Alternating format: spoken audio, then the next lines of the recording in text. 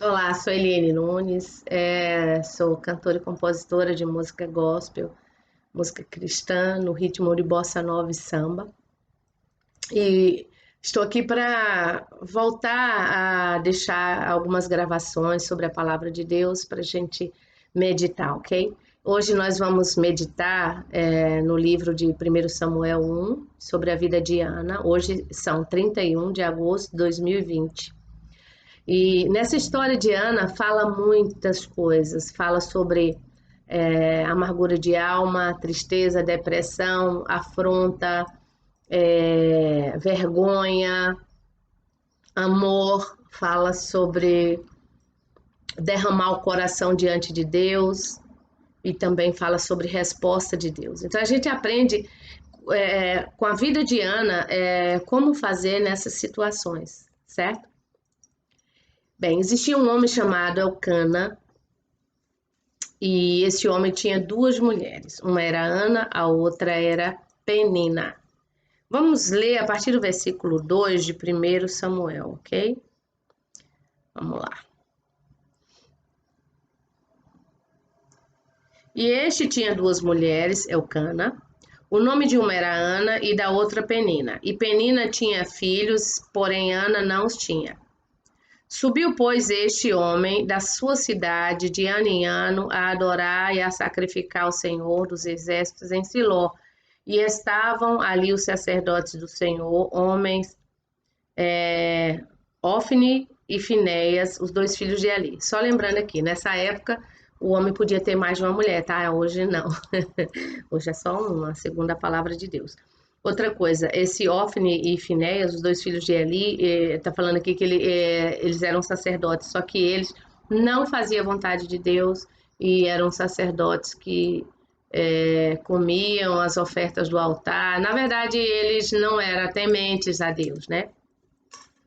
E se você for ler o livro de Samuel, você vai ver o que é que aconteceu com eles no futuro. E sucedeu que no dia em que Elcana sacrificava, dava a ele porção a Penina e sua mulher e todos os seus filhos e a todas as suas filhas ali para sacrificar diante do Senhor todas as vezes que ele subia ao templo de ano em ano. Porém a Ana dava uma parte excelente porque amava a Ana, embora o Senhor lhe tivesse cerrado a madre. Aqui mostra claramente que, apesar de que na época a mulher que não podia dar filhos ao marido, ela se sentia envergonhada, mas aqui mostra que mesmo assim Elcana a amava, né? E nesse versículo aqui no 6 fala assim: e a sua rival excessivamente a provocava para a irritar, porque o Senhor lhe tinha cerrado a madre. Aqui mostra muitas vezes que, às vezes, nos momentos mais difíceis das nossas vidas, ainda aparecem uns abençoados para piorar a nossa vida, para esmagar, ferir, machucar a nossa ferida, de forma a nos fazer sofrer mais ainda, né? E era isso que a rival, a outra mulher de Elcana, fazia na vida da Ana. E essa aqui falando assim, assim fazia ele de ano em ano, sempre que Ana subia subia a casa do Senhor, sempre Elcana dava uma porção, né, diferenciada a Ana, mas a outra, né, a Penina, ela irritava, ela provocava a Ana, e a Ana chorava muito e a Ana não comia. Então, aqui mostra que a Ana já estava entrando num estado de muita tristeza e de angústia, de tristeza e depressão, né? Então, Elcana, seu marido, lhe disse a Ana, virou para Ana e falou: Ana, por que choras? E por que não comes? E por que está mal o teu coração? Não te sou eu melhor do que 10 filhos? Quer dizer, o marido ali, ele sabia o problema da Ana. Isso mostra que quando nós estamos passando dificuldades, momentos difíceis nas nossas vidas, difíceis mesmo, às vezes tem pessoas que se fecham e não conta para ninguém. E aí sofrem, e aí é nesse momento é que o inimigo tenta entrar para tragar a vida da pessoa que está em depressão. Por isso que no momento de dificuldades, momentos difíceis iguais a esses que a Ana passou, nós temos que procurar as pessoas que nos amam e abrir o nosso coração e contar o que está acontecendo. Aqui, Elcana deu uma palavra encorajadora para sua esposa, falou: Ana, eu sou melhor do que 10 filhos. Ele mostrou: eu te amo, independente do seu estado, né? Foi isso que o Elcana quis mostrar nesse momento. E aí a Ana, depois que Eli falou isso, né? Então Ana se levantou depois que comeram e beberam em Siló. Então mostra que Ana já animou um pouquinho. E Eli, sacerdote, estava assentado numa cadeira junto a um pilar do templo do Senhor. Eli, o sacerdote, é o pai de Ofni e Finéias. Ela, pois, com amargura de alma, orou ao Senhor e chorou abundantemente. Aqui mostra que no momento de dificuldade nosso, nós temos que chegar diante de Deus, nós temos que chorar, nos derramar, rasgar o nosso coração diante de Deus e clamar ali. A palavra de Deus fala: rasgai os vossos corações e não as vossas vestes. Foi isso que Ana fez. Ela ali no templo, ela se rasgou, ela chorou abundantemente diante de Deus e derramou toda a dor dela ali no altar do Senhor. E naquele momento que ela estava chorando abundantemente, ela está aqui falando o seguinte, e fez um voto dizendo: Senhor dos exércitos, se benignamente atentares para a aflição da tua serva e de mim te lembrares, mas a tua serva dares um filho, homem, de mim não esqueceres de dar um filho homem, ao Senhor o darei todos os dias da sua vida e sobre a sua cabeça não passará navalha. Esse momento aqui, Diana, o que é que diz? Nessa palavra, nessa passagem da história de Ana, mostra que todos os anos eles iam ali ao altar. A gente não sabe quantas vezes Ana chorou, quantas vezes Ana se derramou, mas naquele dia, a oração que a Ana estava fazendo diante de Deus foi uma oração muito profunda. E ela fez um voto: Senhor, se tu me responderes e me der um filho homem, eu o trarei de volta e deixarei ele ser criado aqui no altar, na casa do Senhor. Ana ali, ela, além de derramar o coração, rasgar o coração, ela foi específica na oração. Ela falou: filho homem, lembrar de mim e me der um filho homem. E fez um voto: eu o devolverei. E aí, falando aqui, e sucedeu o quê? Perseverando ela em oração, quer dizer, perante o. E sucedeu o quê? Perseverando ela em orar perante o Senhor, ele observava a sua boca. Perseverar quer dizer que ela chegou ali, ela não fez uma oração rápida. Ela chegou e fez uma oração profunda e continuou ali chorando e se derramando diante de Deus.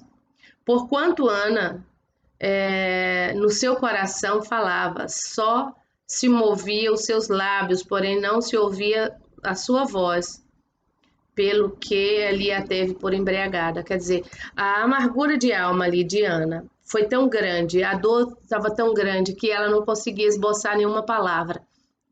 Quantas vezes nós estamos nessa situação? Quantas vezes nós oramos a Deus e não conseguimos falar nada? Às vezes a gente só fala: Senhor, tem misericórdia, ai como dói, ai como dói. E só nós sabemos o que nós estamos passando ali e Deus. Às vezes as pessoas que estão em nossa volta podem até entender um pouco, mas ninguém tanto quanto nós mesmos e Deus. Existem vários tipos de oração, existe clamor, existe orar de joelhos com a porta fechada no nosso quarto, existe aquele clamor gritado, e existe essa oração aqui de derramamento. O Senhor fala: rasgai os vossos corações e não as vossas vestes. E foi isso que a Ana fez. Só que assim, mesmo ela se derramando, chorando, tendo uma oração específica diante de Deus e fazendo um voto ali com o coração dela.